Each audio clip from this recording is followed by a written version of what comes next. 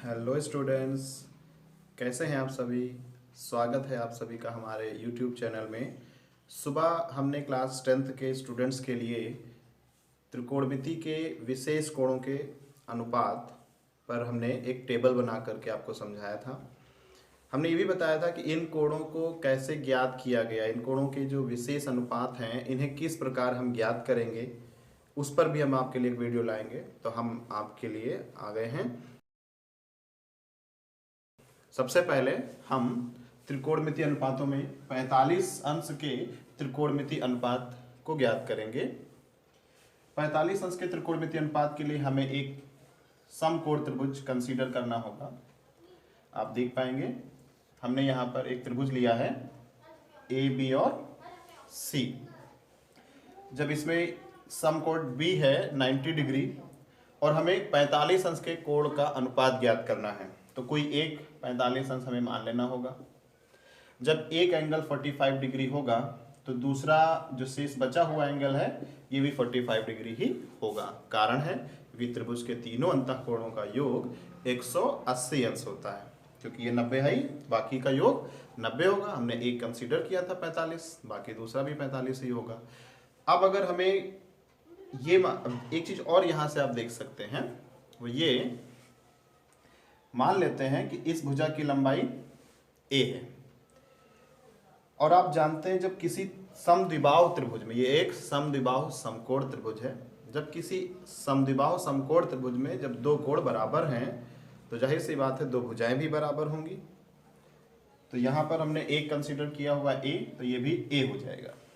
अब अगर हम पाइथागोरस थ्योरम लगाएं तो हमें कर्ण AC का मान ज्ञात हो जाएगा। जाहिर सी बात है यहां से AC square is equal to हो जाएगा AB square plus BC square. ये भी a स्क्वायर है और ये भी a स्क्वायर, कितना हो गया 2a स्क्वायर। यहां से AC की वैल्यू हो जाएगी अंडर रूट a√2 या √2 इंटू a। आई थिंक दिख नहीं रहा है, तो यहां से आप देख सकते हैं this is AC is equal to a under root 2। Okay, यानी हमें ये मिल गया मान a अंडर रूट 2। अब आप किसी भी दिए गए अनुपात के लिए, चाहे वो साइन हो कोसाइन हो, आपने अर्लियर क्लासेस में जरूर पढ़ा है कि साइन थीटा बराबर क्या होता है, कॉस थीटा बराबर क्या होता है। हम भुजाओं के अनुपातों की बात कर रहे हैं, जैसे लंब बटे कर्ण, आधार बटे कर्ण एटसेट्रा। तो अब यदि साइन 45 आपको चाहिए, ठीक है, साइन 45, हाँ, तो साइन 45 के लिए आप जानेंगे इस कोण के लिए, चाहे इस कोण के लिए ले लें, साइन यहां से हो जाएगा लंब BC इस एंगल के लिए और कर्ण हो जाएगा AC। BC की जो वैल्यू है आप देखिए वो है a और कर्ण जो हमारा है वो है a√2। तो इस तरीके से a से a कैंसिल हो जाएगा, दिस इज 1/√2। साइन 45 आ गया 1/√2।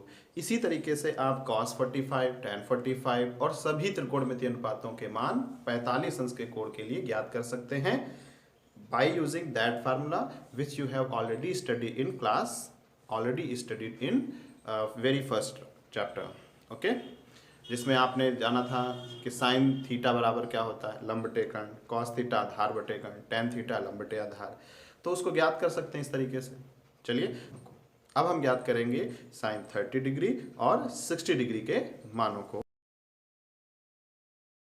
तो 30 अंश और 60 अंश के त्रिकोणमितीय अनुपातों को ज्ञात करने के लिए हमने एक समबाहु त्रिभुज लिया हुआ है, आप देख सकते हैं, जिसकी प्रत्येक भुजा a ली गई है और इससे हमने एक शीर्ष C से इस पर एक लंबार्धक भुजा BA पर एक लंबार्धक खींचा है CD।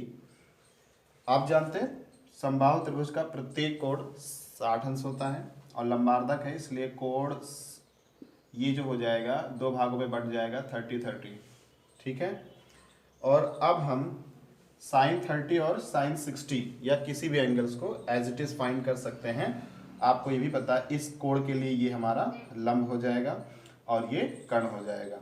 अगर आधार की बात करें यानी इस CD की बात करें तो आप पाइथागोरस थ्योरम से यूज कर सकते हैं। ये कर्ण है, बाकी ये आधार हो जाएगा, ठीक है, एक किसी एक कोण के लिए, और बाकी एक लंब हो जाएगा। तो यहाँ से अगर हम CD की बात करें तो वो हो जाएगा अंडर रूट 3/2a। ये आप स्वयं करके देख सकते हैं।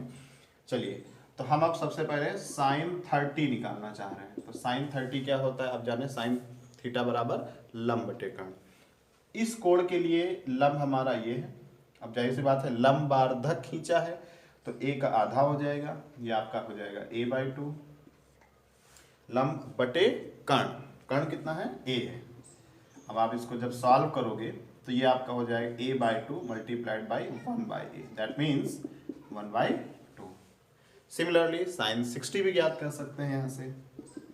तो साइन 60 क्या हो जाएगा, आप देखिए साइन 60 हो जाएगा, इस कोण के लिए 60 के लिए लंब हमारा CD है और CD की वैल्यू कितनी है, √3/2a बटे कर्ण कितना है, a। ठीक है, तो a से a कैंसिल हो जाएगा, साइन 60 की वैल्यू √3/2 हो जाएगी। बाकी सभी त्रिकोणमितीय अनुपातों के मान आप इसी मेथड से अप्लाई करेंगे। चलिए अब जानते हैं एंगल 0 और 90 डिग्री के मानों को कैसे ज्ञात करेंगे।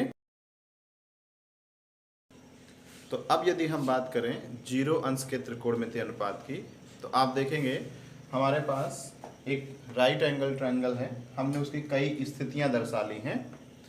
आप देखेंगे त्रिभुज ABC का जो कोण A है उसकी अलग अलग स्थितियों को दर्शाते हुए उत्तरोत्तर मैंने कोण A को कम किया हुआ है। आप देख पाएंगे यहाँ पर एंगल A लगातार कम होता जा रहा है।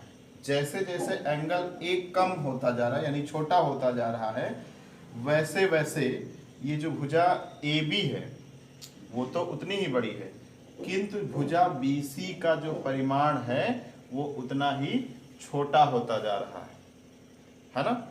एक ऐसी स्थिति आ सकती है कि जबकि कोण A, एंगल A अगर वो 0 की ओर अग्रसर हो जाए, आप देखेंगे इस वाली स्थिति में अगर एंगल A बिल्कुल ना रहे, शून्य हो जाए, तो एक स्थिति ये होगी कि BC भुजा भी शून्य हो जाएगी। तो उस स्थिति में हम किसी भी दिए गए त्रिकोणमितीय अनुपात को एंगल 0 के लिए फाइंड कर सकते हैं। तो देखिए, यदि हम यहाँ पे साइन A ले लें, साइन A किसी भी एंगल में ले, ट्रायंगल में ले लीजिए आप, तो उसके लिए लंब बटे कर्ण होगा।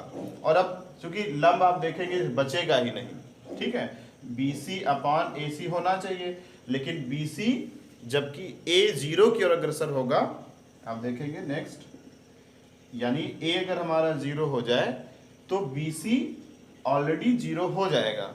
तो उस स्थिति में साइन 0 डिग्री की वैल्यू जो हो जाएगी वो 0 ही हो जाएगी। यदि हम यहाँ से कोसाइन 0 की वैल्यू निकालना चाहें तो आप देखेंगे किसी भी ट्रायंगल में आप लगा दीजिए cos 0 आधार बटे कर्ण लगेगा। यहाँ से आधार तो हमारा एंगल A के लिए AB ही है और कर्ण AC है, ऑब्वियसली AC ही है, ठीक है। अब एक चीज ध्यान दीजिए, जब हमारा एंगल A 0 हो जाएगा तो BC बिल्कुल शून्य हो जाएगी, BC बचेगी ही नहीं। तो उस स्थिति में जो हमारा कर्ण AC है ये भी AB के बराबर ही हो जाएगा। तो इस स्थिति में इसको भी हम AB ही कह सकते हैं और यहाँ AB कैंसिल होकर के 1 दे देगा, इसीलिए cos 0 की वैल्यू 1 होती है। चलिए अब हम 90 डिग्री के एंगल के लिए त्रिकोणमितीय अनुपातों की व्याख्या करते हैं। आप देखेंगे यहाँ पर हमने एक समकोण त्रिभुज ABC की अलग अलग स्थितियां दर्शाई हुई हैं। इन अलग अलग स्थितियों में आप देखेंगे हमने क्या किया हुआ है, कोण A को इस स्थिति में ज्यादा करते गए हैं, यानी बढ़ाते गए हैं बार बार। इस वाले स्थिति में अभी कोण A का मान जो भी है उससे इस वाले में अधिक है और क्रमानुसार कोण A हम इतना बढ़ाए हैं जब तक कि ये 90 अंश नहीं हो जाए। तो ऐसी स्थिति में आप एक चीज और देख रहे होंगे कि जो एंगल हमारा C है वो क्या हो रहा है, लगातार घटता जाता है। जैसे जैसे कोण A बढ़ता जाता है वैसे वैसे एंगल C घटता जाता है और अंततः शून्य हो जाता है। और शून्य कब होगा, जब एंगल A देखिए यहाँ पर 90 डिग्री हो जाएगा। तो एंगल जो C है A के साथ में जो AC रेखा है वो 0 डिग्री कोण बना रही, कोई एंगल ही नहीं बना रही, और वो उस स्थिति में BC पर ही रेखा AC हमारी क्या हो जाएगी, ओवरलैप हो जाएगी। तो इस स्थिति में यदि हम साइन 90 की बात करें या कोसाइन 90 की बात करें तो आप देखेंगे साइन 90 यहाँ से क्या हो जाएगा, तो इस स्थिति में हमारा जो साइन 90 होगा, आप किसी भी एंगल में देख लीजिए, जब 90A होगा तो उस स्थिति में लंब हमारा क्या है, BC है, और कर्ण क्या था, AC है। लेकिन 90 अंश की स्थिति में याद रखिए BC और AC दोनों सेम हो गए। कहने का मतलब जो हमारा AC रेखा है वो BC के ही बराबर होगी। देखिए ना, ओवरलैप हो गया, संपाती है, तो इस स्थिति में हम AC को BC ही कह सकते हैं। और यहाँ से BC BC कैंसिल हो जाएगा, क्या हो जाएगा, 1। इसीलिए साइन 90 की वैल्यू 1 होती है। ओके, चलिए अब बात करेंगे अगर हम कॉस 90 की। एंगल A के लिए आधार तो हमारा AB था, ठीक है, और कर्ण हमारा कितना है, AC था। वैसे AB की लंबाई तो घट करके 0 हो गई है, तो हम यहाँ पर ऊपर 0 लिख देंगे। AC हमारा BC बन गया है, लेकिन कोई फर्क नहीं पड़ेगा उससे, दोनों बराबर हैं। Each and every condition cos 90 की वैल्यू यहाँ से 0 ही आ जाएगी। तो इस प्रकार आप सभी त्रिकोणमितीय अनुपातों को ज्ञात कर सकते हैं। मेरा ये सब बताने का उद्देश्य सिर्फ ये था कि आप ये जाने आखिर ट्रिग्नोमेट्री कैसे अप्लाई होती है इन ट्रायंगल्स में। चलिए अब हम एक्सरसाइज 8.2 NCERT का हम एक क्वेश्चन लेते हैं इसी पर बेस्ड।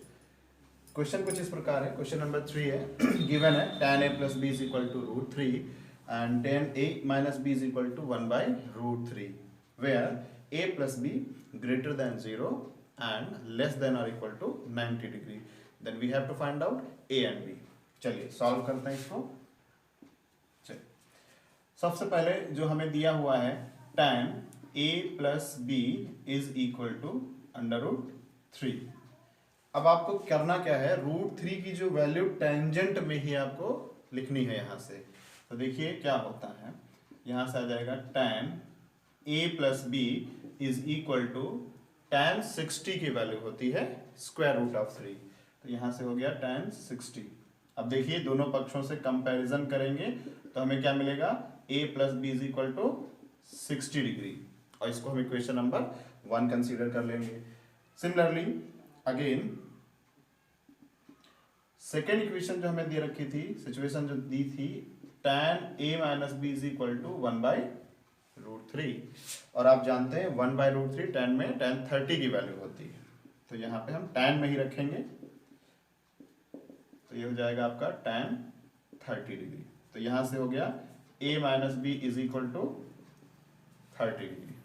अब हम क्या करेंगे, इन दोनों इक्वेशंस को सॉल्व करके a और b की वैल्यू फाइंड करेंगे। तो आइए सॉल्व करते हैं। इस साइड में क्या होगा, if a plus b is equal to 60 degree and a minus b is equal to 30 degree. अब आप देखेंगे बिल्कुल सेम है, ये दो चर राशियों में रैखिक समीकरण के टाइप का है। आप इनको ऐड कर दें, जोड़ने पर जब आप जोड़ेंगे तो b और b कैंसिल हो जाएगा, यहाँ पर मिलेगा 2a is equal to 90, then a की वैल्यू कितनी हो जाएगी, 90/2, दैट मीन्स 45। जब a की वैल्यू 45 है तो b की वैल्यू आप किसी भी इक्वेशन से ज्ञात कर सकते हैं। देखिए b बराबर क्या हो जाएगा, 60 minus a from this equation first, तो ये हो जाएगा 60 माइनस a, और a तो अभी हमने कैलकुलेट कर रखा है, कितना है 45, तो 60 में 45 घटाओगे कितना आएगा 15।